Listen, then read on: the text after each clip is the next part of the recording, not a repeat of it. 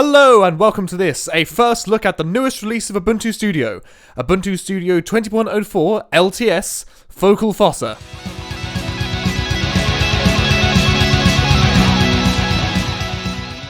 So firstly, what do those three little magic letters stand for, the LTS?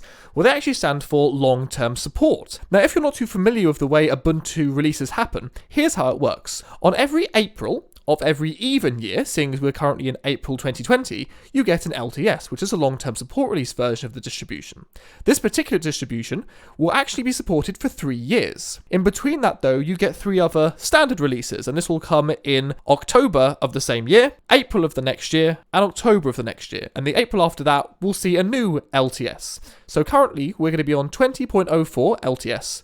The next normal version will be 20.10, then 21.04, then 21.10, and then the version after that will be 22.04, which will be the new LTS version. Now, if you're anything like me, and you were running the previous standard version, which was 19.10, and you've tried to upgrade your system to 20.04, you'll find, if you're doing it as immediately as this video is actually being recorded on the 24th of April, a day after 20.04 has come out, you'll find that the system's not immediately upgrading, and as I've actually recently learned, when you're upgrading from an LTS to another LTS, or from a standard version to another LTS, if you wish to do it without reinstalling like I've had to do, if you want to do it through like a normal distribution upgrade, you actually have to wait until 20.04.1, which I believe would come out in July. So if you have enough patience, then just wait until July and then you can update your system through there. But if you're a little bit impatient like me and want to make videos on the topic, then you'll actually have to make a bootable CD or a bootable DVD or a bootable USB, like I've had to do, and then reinstall the system yourself. None of what you're about to see here is running on a virtual machine. This is all bare hardware, as you can see with my little screen fetch right here. Okay, so that's the information. It would go across all different flavors of Ubuntu. But what about Ubuntu Studio specifically? Why would one want to use Ubuntu Studio rather than using standard Ubuntu, or for XFCE using Ubuntu? Well, Ubuntu Studio is a distribution set up entirely around creatives in mind. Myself being a musician, but as well as that, I also obviously, as you can see from my YouTube channel, create lots of videos, finds the audio and the video sections of everything that comes with this distribution to be incredibly useful. Now, of course, there is the argument to be made that you can just use any old distribution and then install, Kdenlive or Ardor or GIMP and just use that. But this comes obviously all out of the box. It's much easier by having it straight up installed. But as well as that, lots of things come pre-configured. And that can really, really help if you want to just get something up, get something installed. For example, if we look in the audio section, not only does it have Ardor, which is the most popular free and open source digital audio workstation, DAW, installed and configured and set up to be used straight out of the box, it's got jack straight out of the box, which if you just come from normal Pulse audio, can be a bit of a pain if you're not used to using it. It has Kala installed. It has a load of plugins, virtual instruments, virtual amps, MIDI sequencing, everything you'd need pre-installed, pre-configured. And one of the best features it has is it comes with a low latency Linux kernel. And so just in case you're not sure what that means, latency is like a lag or a delay in between inputs you would make on, for argument's sake, a MIDI keyboard going actually into the system. So you'd press it and then say half a second later you'd hear it rather than hearing it immediately. With a low latency kernel, that allows that time to be reduced as much as possible. And obviously if you're making music, you want everything to sort of sync up in line perfectly. You don't want anything to be out of time because it can be such a pain to try and fix that. As well as that, we have, which was brought out in the last version, 19.10, but now brought into an LTS version, so it's much more interesting, we have the Ubuntu Studio controls, a utility set up entirely by Ubuntu Studio themselves to help you sort of configure jack and configure all your audio settings to get everything mixed properly, and you can have audio going from one source to another, just in a nice, easy graphical interface, rather than having to go through multiple different programs. This way you can try and get everything sorted all in one place, gets rid of a load of headaches. Really, really powerful tool. This is a this is one of the killer apps for Ubuntu Studio. It really is something that would make you want to use it over something else. But obviously here we have audio, graphics, and video. Obviously I'm going to be talking mostly about audio and video as what I tend to do, but obviously in graphics we have Blender, Inkscape, GIMP, which is sort of like the free and open source sort of replacement for Photoshop. Some pixel work here. If we go into video editing, we have OpenShot. FFmpeg is pre-configured. Another thing which is one of those things which you don't really consider because it's mostly under the hood, but the fact that it's pre-installed in here is really useful. As a lot of audio and video software you might use that's graphical will actually use FFmpeg as its backend, and to have it already pre-configured makes life so much easier. As well as this, we have the newest version of Kdenlive, which should help me quite a lot, seeing as I've been having a little bit of problem with the older version with some rendering. But the big three are not the only things it's focused on. We have photography, of course, something we cannot forget, using software such as Darktable, Shotwell. I'm not much of a photographer myself, but I know that it's simply not a process of merely taking the pictures. It's to spruce them up and to make them exactly like the image you see in your head, not just the image you see down the lens. And it's all set up for that, if you'd like to use free and open source software for that. But something that I feel gets forgotten about often is publishing, which is quite a nice thing here. We have lots of publishing software. I'm not going to try and get into that so much as I wouldn't be able to explain it too well. So let's have a quick look on their website as to what else is going to be updated in this particular release. Now, if you've been following Ubuntu Studio or its development for any time period, you will of course realize that with every update we get new audio plugins, and it's a real fun treat to sort of mess around with those and see if you come up with anything, because sometimes as a musician, simply by playing with a new, in my case like a pedal or a new instrument or a new amplifier, or in this case a new plugin, a new virtual instrument, new virtual amplifier, can just inspire one to want to go and make more music. And of course, one of those particular plugins we have is AVL Drums, which I do believe was originally developed for AV Linux, hence why it's named AVL Drums. And it actually seems to be a really good little drum plugin. So I'm really looking forward to testing that out. We have MyPaint, which apparently was once there before. Obviously, once again, I'm not going to be able to speak too much into sort of like publishing or photography, as it's not really where I go. But if MyPaint is something you've been desperate to use, then it's back in there by default. Ubuntu Studio Controls, it seems to have had a big update, and I've already shown that before. It's such a useful piece of software. And here's something I'm going to be taking a little bit of credit for, even though I'm 100% sure I'm not the only person who's asked for it. I'd actually noticed in previous versions of Ubuntu Studio that only Write, Calc, and I think the publishing software was there, but not actually LibreOffice Impress, which is a free and open source of equivalent to Microsoft's PowerPoint, which I thought was a bit odd, seeing as, when you think of Office suites, you think of, a word processor, you think of a spreadsheet, and you think of presentation software. And so at one point I'd said, why isn't this in here as default? And it seems to be in there, so absolutely really happy about that, which will certainly help for the people who are doing presentations at the Sonoy. And as stated in here, most of the releases in this, it's evolutionary rather than revolutionary. So some things here are going to be a lot of like back-end things, so stuff like, as you can see, is to do with Python. So if you're into the coding side of it, you'll probably see this. But if you're more of a user and less of a developer, then you're just going to have to take their word for it that this is going to improve all the stuff in the background. I believe them, it all seems to update. But something quite fun that I've sort of brought up before, and I'm glad they've done it now, is they've actually followed in Ubuntu's lead of actually replacing a couple of GNOME packages, like the calculator, for example, with Marte's ones. Mate is a fork of GNOME too, so they're basically identical in how they look. It's just that the way Mate programs work, it'll actually follow your window theming a lot better if you're using XFCE than it will with straight up GNOME, which sort of GNOMEs itself. It has a really thick window border. It doesn't really look quite nice. It's a very minor detail, but it's quite nice they've added that in. Hi, Editing Adam here. So just as I was going through the GNOME software suite and just sort of like uninstalling things I don't need, I found this. So earlier in the video I brought up the Grandpa Archive Manager. Well, I also found File Roller, which is the GNOME version of the same program. Let me just, I'll go on this one, right? Here's Grandpa. Let's launch this quickly. Okay? Look, there we go. Archive Manager. If I load up big, it looks nice with my setup panel there, whereas if I turn this one down, I look at this GNOME app, it sort of overlaps and looks really bad. And then I go on here, and I launch File Roller, basically the same bloody software. This is just a sort of more updated, essentially, version of this. I'd praise Ubuntu Studio for sort of replacing some of the GNOME programs with Mate equivalents, but it seems for some of them, they haven't. They've just packed both.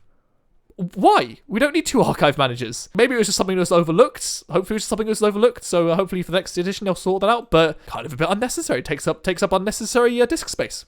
But also in the press release, we find this thing, which is a bit of a big announcement, which is going to be in the next version of Ubuntu Studio 20.10. Now, this is either going to be a really good thing and you're going to love it, or you're going to be a little bit like me and this post is going to make you a little bit sad. So if you've ever used Ubuntu Studio before, you would know that it ships with the desktop environment XFCE, which is personally my favourite desktop environment, but I know some people have had a little bit of an issue with it. Well, it seems like enough of the people who are creating it and using it, assumedly, have enough of a problem with it that this version, 20.04, it seems to be the last version to actually ship with XFCE as the default desktop environment. In the future, we'll be going towards KDE's Plasma desktop environment, which is a very feature-rich and a very powerful, very good desktop environment indeed. And it has had some criticism in the past about being a bit bloated, but it's actually become quite lightweight, very, very, very usable. I have nothing against it, it's just personally I prefer using XFCE. However, that's not something to be too concerned about, as something which goes for this particular version and all future versions is that you don't simply download and install Ubuntu Studio. You can if you'd like, in which case in this particular version, 20.04, you'll be using XFCE, and from future versions it'll come with KDE's default. What you can actually use instead is this little package which was introduced a little while ago called the Ubuntu Studio Installer, which means you can actually actually convert any other version of Ubuntu. So here we have, if you wanted to use the GNOME desktop environment, for example, it recommends installing standard Ubuntu and then using the Ubuntu Studio installer on top of that to convert it into an Ubuntu Studio installation with not just Ubuntu Studio branding and theming and like a redesign like that, but obviously all of the software I've mentioned before, and not just the creative software that comes included with Ubuntu Studio, but it's all, pre-configured, like I said, it is in the actual base Ubuntu Studio distribution into your own distributions. Currently, if you want to use KDE, they recommend installing the Kubuntu version and then using the Ubuntu Studio installer over that. If you want to use LXQt, Ubuntu, so on and so forth. So you guys might really like it. And it actually touts here how there have been some advantages for using it with particular pieces of software and potentially hardware.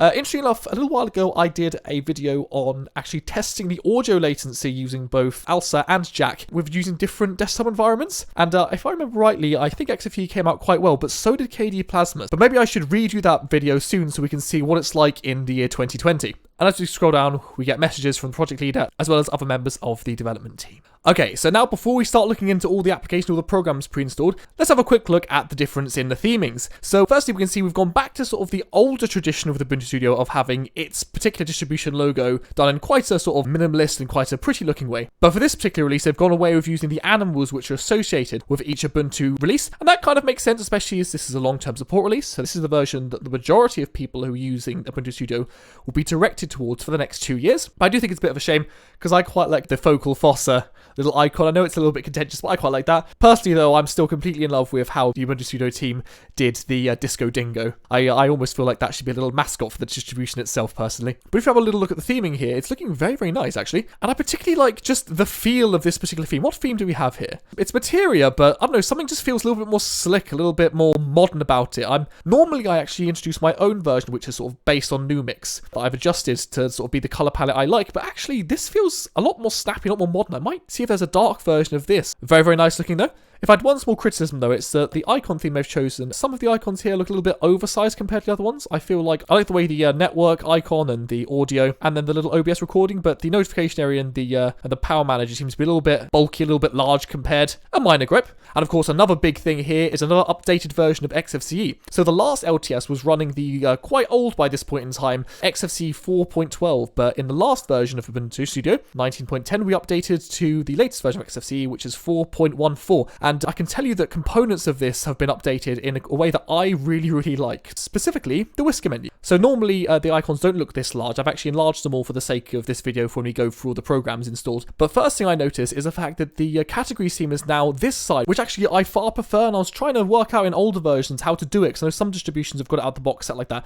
And it's really nice, because firstly, like you might have this set up to be your favorites, but when you first click on an icon, you want to you might want to go straight to categories. So say, I want to open Ardour, for example. I'm going to go straight here, click audio production, then Ardour will be there, rather than having to scroll through everything. But if we actually go right click and go to properties, we see now that we have show as tree, show as list, or show as icon. Now, if you've seen a video I've done on how I actually customize my XFCE desktop, you realize that I really like to try and make it seem sort of GNOME-ish. And if we click on show as icons here, look at this. If I enlarge this out, say if we go on to, where is all applications? Now we get this nice, lovely, modern looking tray with everything just laid out. Now, to some people, this might be a bit of a chaotic mess and they'll hate it. But for me personally, I really like having things set out this way. But for the sake of this video, I'm going to set it back to being the tree so we can have it like this. But these aren't just sort of under the hood enhancements and updates on XFCE4. This is notable stuff. This is a real improvement upon XFCE. One thing that I've noticed is actually an omission since their last release is that in previous releases of Ubuntu Studio, during the actual installation process, you were given the option of which programs you wanted to be installed, which programs you didn't. It seems to have been removed from this version. I can only believe because it was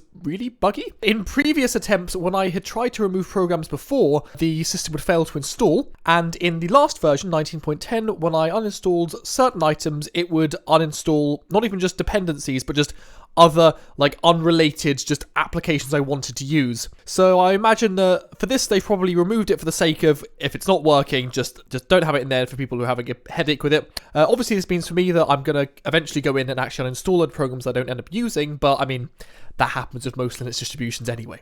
Okay, so now let's get into the real meat of it. Now let's get into all of the programs and applications that you get in a standard installation of Ubuntu Studio. So we're going to open up and we're going to go down category by category. We're going to start off with my personal favourite, the audio production category. So a nice thing that Ubuntu Studio have always done, as long as I've been using them anyway, it's been about a couple of years or so now, is that as well as creating actual sections within the Whisker menu, like audio, graphics, and video production, like set out of the box, they then have subcategories in here, like audio utilities, which is where we're going to start off. And a big thing here we have is Kala control. And a lot of people in some of my other Ubuntu Studio videos have asked about whether Kala is included in Ubuntu Studio, but it's most certainly in this one. You've got Kid3 Cute, got a whole heap of effects in here, and stuff like Guitar Rack. We've got things like Guitar Racks in here as well, which is like an amp sim. I'm just supposed to get a little bit more involved. A couple of things in here I'm not used to seeing before, so there's definitely a couple of new things in here. We've got Zin here now. I'm not sure if Zin Fusion was included before, but it is now, which is quite nice. Under MIDI utilities, lots of things for particular keyboards, especially specifically set up for jack controls. If you're going to be using a MIDI keyboard going through jack, card controllers. Now, some of these things are not going to be so useful for you if you don't have certain hardware. This is very much hardware specific, but it's going on to the idea of it wants to be one installation that you just install, and it should have your back. So for example here, this is for Firewire devices. Right now I'm not using any Firewire cards, but if you do, then this is going to allow you to actually configure things and, you know, set up your audio interfaces that do use protocols such as Firewire. Then also have Pulse Audio Control, as it comes with a Pulse Audio, ALSA and Jack, just gives you everything you need. I've mentioned this before, Ubuntu Studio is like being handed an entire toolbox of stuff to use. So you can choose to get rid of the stuff you don't use, or you can just leave it there and use it for another day. It depends entirely up to you, but everything you do need should be in here for you. Then we get into sort of the general things. We have Ubuntu Studio Controls, which I showed you earlier, which is the graphic utility they've actually created themselves for managing all the audio things you could ever want to in the distribution. Super, super handy. I'll start to find the DAWs, the digital audio workstations, things like Ardour 5, which is the current version of Ardour. It's a little bit old at this point. I know that some distributions, such as Manjaro, typical, being an Arch distribution, having the bleeding edge software, I know they can offer you, or like the pre-release versions of Ardour 6, but Ubuntu Studio, being based on Ubuntu, being based on Debian, it's a little bit more grounded in that they want you to have a working studio, like solidly working. They don't want to give you anything that could potentially go wrong. It's going to be the stuff that works and only the stuff that works, just so you can get down to, well, work yourself. We've got Audacity, the classic, far simpler than Ardour 5. I know a lot of people don't even give it the digital audio workstation, the DAW heading. It's more just a sort of audio recording, but for a lot of people, it's super, super useful. Brasero for burning CDs and DVDs, and believe it or not, some people still do that. I personally do. I've got myself a Blu-ray reader and writer in my computer, and I love using that thing. DG Edit, this is the cool thing for using Drum Gizmo. It's something for the AVL drums to sort of go up against. It's going to give it a run for its money. What it is it's set up by a load of guys who I can relate to, seeing as they're metalheads, and basically they've got a load of drum kits, actually recorded all the sounds and like loads of different velocities of all the drums and all the cymbals in these kits together. You've got to know how to mix drums to sort of go into this, but you know, that's don't let that throw you off. Give it a go. Just have a little edit with it. It should give you the closest thing to having an acoustic kit if you don't have an acoustic kit to record yourself. Got Hydrogen, lots of useful plugins in there. LMMS, which is more like just like straight up sequencer. A MuseScore 3, which is the free and open source equivalent of things like Sibelius and Finale. And even though I'm still a little bit stuck in my ways with Sibelius, I've got to say, MuseScore becomes a more and more viable option every day. It's really nice. In fact, if you are thinking about using music notation software, you haven't gotten used to using something like Sibelius, I'd go straight for MuseScore. I honestly don't see the need for anything else. It's really, really useful. I personally use it for opening up particular music files. When things can't be opened by other music notation software I have, there's a high chance that MuseScore will. We've got some other things over here, things you might like, and other things you might want to install. So here it is. I'll quickly scroll back through.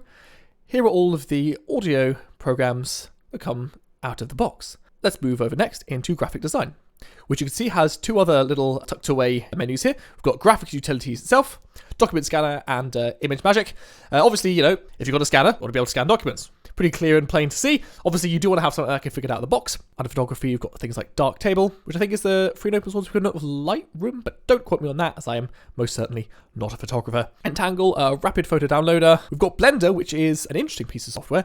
It's a 3D modeling animation, and you can also use it as a video editor, although I haven't been brave enough to try that. Ebook View, if you use ebooks. FontForge for all the fonts, and actually something that's never really shown off very much is the fact that Ubuntu Studio comes with a hell of a lot of fonts. In fact, I think there's a package you can run if you're not using Ubuntu Studio, or if you're not willing to convert your normal Ubuntu distribution into being Ubuntu Studio, where you can actually download its fonts packet. We have GIMP, the GNU image manipulation program, and if you have a problem with that, then you can always uninstall it and install Glimpse. But you know, it is one of the best pieces of free and open source graphics editing software. Every piece of like graphic design you see in my videos, and of course all of my thumbnails, they're all made using GIMP. GPick is another super useful piece of software.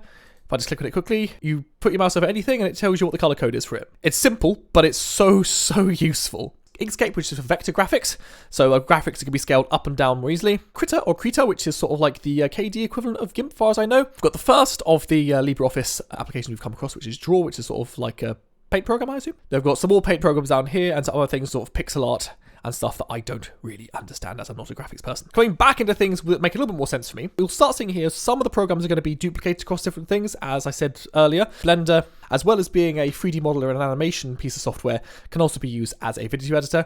We've got a DVD here, which is another really useful thing which you can use in conjunction with Recero, just for, burning DVDs, nice and simple. Got a couple of the audio controls here that we've seen before, as of course, audio and video editing are very, very closely tied together. Obviously, you're going to have a lot of audio you're going to have to deal with during your video editing. So if you're doing just video editing, you want to be able to, get into the audio as quick as you can. Kdenlive, which has been updated to the most recent version, which I think is a 19.12.3. The previous version of Ubuntu Studio was using version 19.12.1, I believe, and I've been having quite a few issues with that, with it rendering poorly and there being like glitches, and well, I guess if some of these videos I do recently come out with glitches in, you'll see that it still hasn't fixed that problem, but fingers crossed it has. One of the other problems, unfortunately, apart from the aforementioned problem of Kdenlive with it rendering and causing glitching, which I'm really hoping isn't going to be in this video, we can see that the icons are set to be what they would be in a light theme, which is hence why they're so dark. And the only way I've been able to fix this is by going to color theme, going to breeze, and then back to breeze dark again. A bit of a small thing, but there you go. But something that has fixed this problem is OBS, which is of course the open broadcasting software, which got introduced in Ubuntu Studio a couple of versions ago, but it was using the mainline Debian version, which was 0.01. Well, you'll be happy to note that if I bring it up quickly here, as I'm using it right now to record, and as you can see here, it is currently set to a much more up-to-date version of 25.0.3. Far better. And there's actually noticeable differences here in actually like how some of the settings are set out, and I'm finding it a little bit easier to use and I'm having less problems. Then we have OpenShot here. When I was first moving away from my previous proprietary video editing software I was using, I tried Kdenlive and OpenShot, but I had some problems with it, so I moved into Kdenlive. However, I'm hearing this is a real contender now, so it might be something to look into. We've also got PyTV or PyTV. Not quite sure how to pronounce it. It's not a video editing piece of software. I've never personally used it myself. The Slow-Mo UI, which is a thing for slow motion videos. So if you're using a high-speed slow motion camera, you can edit things in there. A subtitle editor, pretty obvious as to what it does. Focal Screen is a screencasting piece of software. We've got another piece of CD burning software here, but this is one a bit more sort of connected and baked into XFCE here. And we've got a video player here that can sort of connect more with Jack if you're just using Jack for everything. And moving on now into programs you're going to see more evenly spread across the other Ubuntu distributions here. So if you go into accessories, we have the application finder, bulk rename, and catfish file search. Now I do believe that all of these are actually related to the base XFCE test environment. ClamTK and disks, just ignore those. Those are two things that I've installed myself afterwards. And another thing here, we have the Ngrampa Archive Manager. So if I just bring this up quickly, you can see that it looks like it should fit the theme perfectly. This is one of those pieces of software that I brought up earlier, where they've actually sort of taken a bit of a nod from Ubuntu's book. And this is actually replacing the GNOME Archive Manager with essentially the Mate equivalent. And it's basically the same thing. It will just actually fit the theme and look a little bit better. We have font viewers and font managers, useful if you're doing publishing or writing work. We've got general utilities here for just mostly like XFCE utilities. If you're our file manager. On education, we've got another one. We've got a LibreOffice Math, or Maths if you're British. And the games, it comes with a couple installed. Personally, I'll be uninstalling these as I don't like either, and installing my own games because I think they'll be far more fun. And instead, we get the Firefox web browser by default, my personal favorite web browser, and it's a nice up-to-date version, at least by the time of this recording. We have a load of the KD Connect utilities already installed, as this doesn't necessarily need to be used if you're using the Plasma environment, although we can see they're definitely heading towards that with their idea of them moving on to KD Plasma with the next release. Pigeon Internet Messenger, I don't remember if this was in previous versions. It's useful if you want to have open source sort of internet messaging app. I don't personally use it. Thunderbird Bell, it's a really good mail client, and Transmission, which is used for torrenting. And media playback here, we've got three of them. We've got the Prol, which is the standard XFCE sort of media manager. We've got VLC, if this doesn't play it, nothing will. And for anything else, we've got XJadio, which is for using Jack. Although I'm pretty sure you can use Jack with VLC or Pro if you set it up right. Here in Office, things get a little bit more interesting. We have the standard sort of utilities for general like PDF viewers and dictionaries, everything. And then we have the full suite, or at least it looks like the full suite to me, of LibreOffice. So like I mentioned before, it was Calc, Draw, and Writer, but there was no Impress. So they've added Impress and Math in because why the hell not? So now you have the full suite. It's much more useful. I think a lot of people are going to use at least these 3.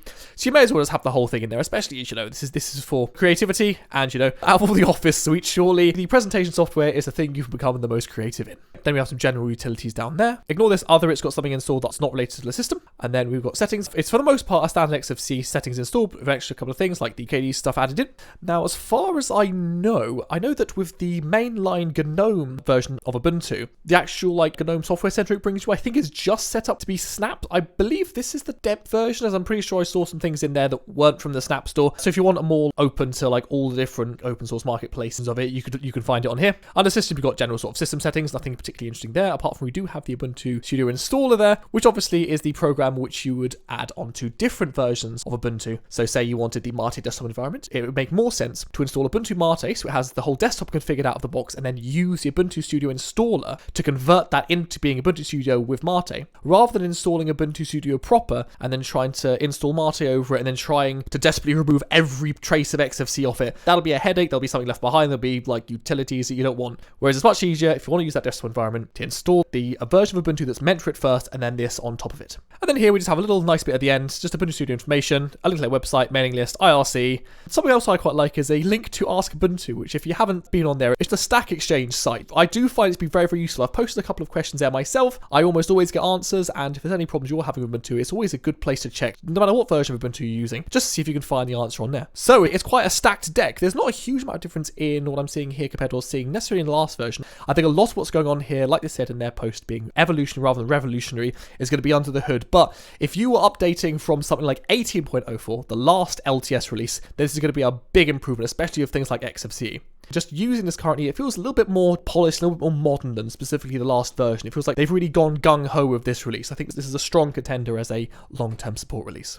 And so all that's left for me to do is to customize it and make it look on my own. So we're going to make it go from looking like this to looking like this. And here we are a little while later, and I customized it and set it up. There's still a couple of things here or there I need to add to it and change, but this for the most part is now my desktop setup with my sort of normal whisker menu there and my more sort of GNOME-esque whisker menu up here. So the only downside I've found so far is that little error I mentioned earlier with Kdenlive, it seems it's not quite fixed. So I think that's a bit of a Kdenlive problem. So 2 bugs have actually been fixed, which is quite nice, in between the last version of Ubuntu Studio and this version of Ubuntu Studio. And in fact, both these errors seem to have been affecting quite a few versions going back. And they're both to do with the music player Clementine, which is my music player of choice. Firstly was that it wasn't actually following a GTK theme, so much so that I even made a video here about it. But actually in this case, it seems to be following my GTK theme, which is fantastic. But as well as that, it would reset the top bar, so it wouldn't have year or genre, and it would have file name, like with the extension, always there. And whenever I'd close the program and reopen it again, it would go back to that default again. But now it seems to have fixed that problem, so that's good. And one other thing is sometimes when I log out, when I go to log back in again, the actual logging in crashes and I get a little error. So yeah, that's something that needs to be looked into. But of course, with early days, this is within 24 hours of the distribution actually being released to the public. There's always going to be a couple of little hiccups here or there that can be fixed in point revisions.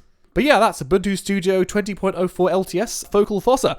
Just for future reference, I actually do 2 videos for every different release of Ubuntu Studio. So I'll do a first look, like this video is, and then halfway through its time period, so 3 months down the line, I'll do an actual review once I've, sat in the particular update for quite a few months, and I've got to sort of live in it, realize its quirks, and sort of figure it out and use it for myself. Then I give like a proper, what I actually think of it review. But this is just a first look. This should give you a good idea as to what you're going to get in Ubuntu Studio. The next first look will be with the next update, which is 20.10. And if you enjoyed, please like, share, and subscribe, and I'll see you in the next video.